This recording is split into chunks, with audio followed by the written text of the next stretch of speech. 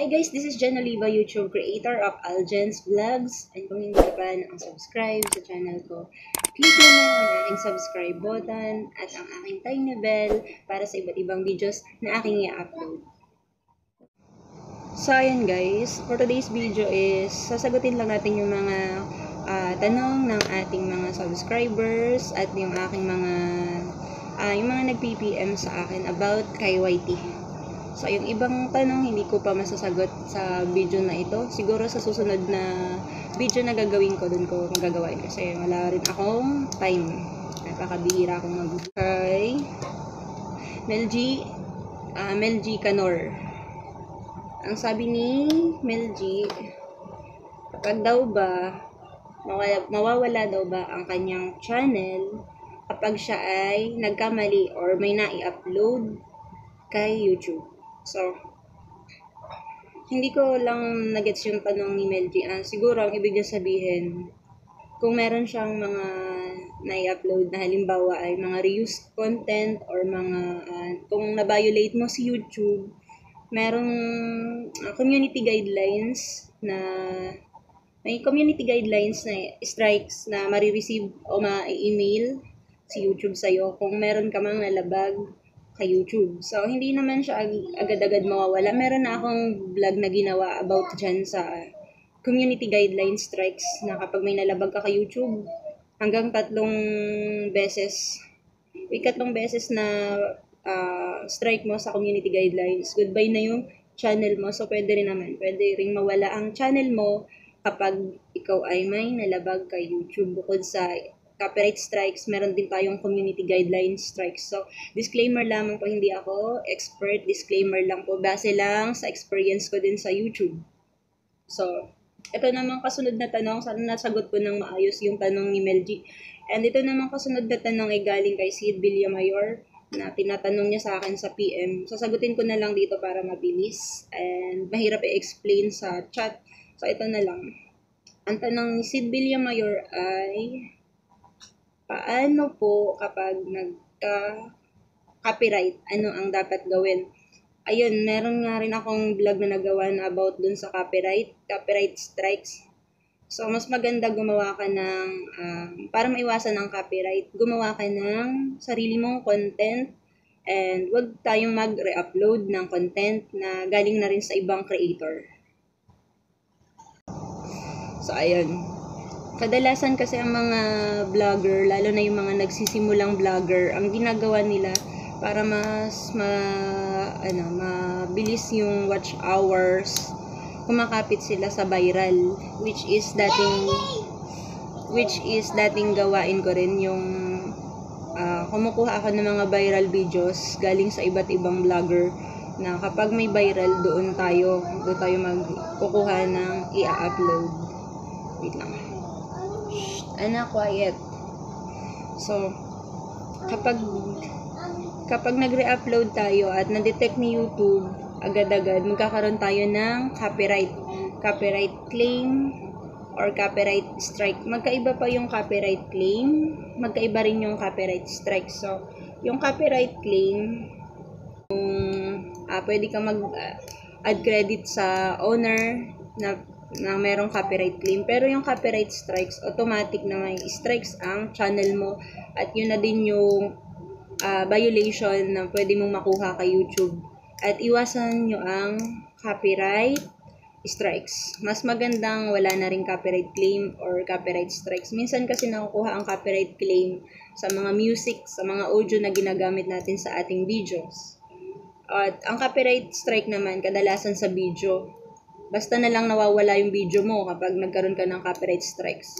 Ayan, nagbablock yung video and hindi na siya napapanood. Makikita mo na lang sa studio, meron ka ng copyright strike. Sana wag kang mag-re-upload ng video na hindi sa'yo and make your own quality content na sa'yo talaga mismo. So, another question is,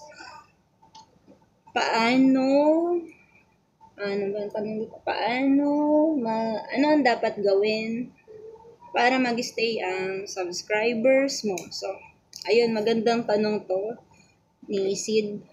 ano ang dapat mong gawin para mag-stay sa'yo ang subscribers mo? Ang gagawin mo lang naman is gagawa ka ng mga tutorial video. Para sa akin, tutorial video. Kasi ang tao kapag may natututunan sila sa'yo, automatic magsasubscribe sila sa'yo dahil alam nilang yun yung ginagawa mong video and yun yung, kasi ang tao iba't iba sila ng gusto. Malay mo, kapag halimbawa mahilig ka magluto, mahilig ka mag-drawing, mahilig kang kumanta, sumayaw. Kapag ang hilig ng isang taong nanood sa'yo ay katulad ng ginagawa mo, automatic magsasubscribe sila sa'yo at ang pag-subscribe nila sa'yo ay hindi pilit. So, ayun. Mas magandang nagkusang nag-subscribe sa iyo ang subscriber. Sila talaga yung legit subscribers. Yung mga nanood sa iyo, sila talaga yung totoong nanood sa iyo kapag nag-subscribe sila sa iyo. Minsan may nagko-comment pa diyan kapag na-appreciate nila at na-inspired sila sa video mo. So, mas maganda wag na tayong makipag-sub to sub kasi maraming bogus ngayon na kunyari magsasubscribe sa'yo pero ilang segundo lang, ilang minuto lang i-unsub ka na. Ayan, wag na tayong makipag-sub to sub. Mas maganda yung legit yung subscribers natin. And para mag-stay sa atin ang ating subscribers, mag-upload tayo ng video na may matututunan sila and meron silang nakukuhang aral sa video mo. Yun lang yun. Mas maganda yung ganun na content, may gagawin kang kakaiba na may matututunan sila para mag-stay sila sa channel mo at papanoorin nila ang bawat videos na i-upload mo. So, ano ang kasunod na tanong? Tips. Yun ulit, parang ganun din. Tips para mag-increase ang subscribers. So, ako kasi ang ginawa ko noon, kaya nag-increase yung subscribers ko.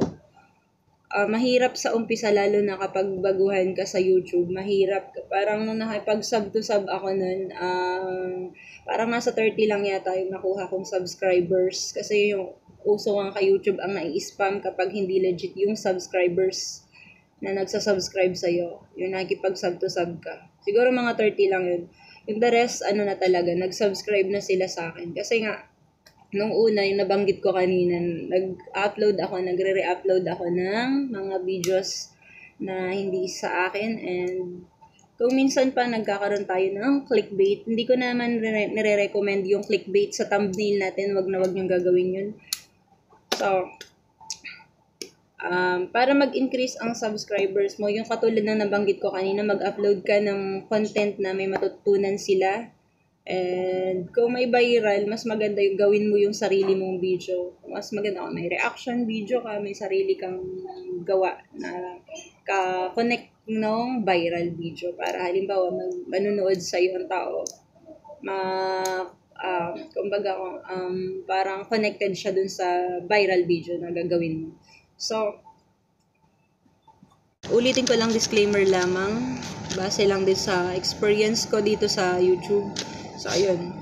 Next tutorial ko na lang siguro sasagutin yung ibang tanong and dun sa iba pang videos sa susunod na lang na gagawin ko pag may panahon, pag may time. So, ayun. Yun lamang and sinagot ko yung mga tanong ninyo para na din sa ibang baguhang YouTuber na relate dun sa mga tanong. Ayan, para na din sa kanila yun para halimbawa nag-search sila, ayan,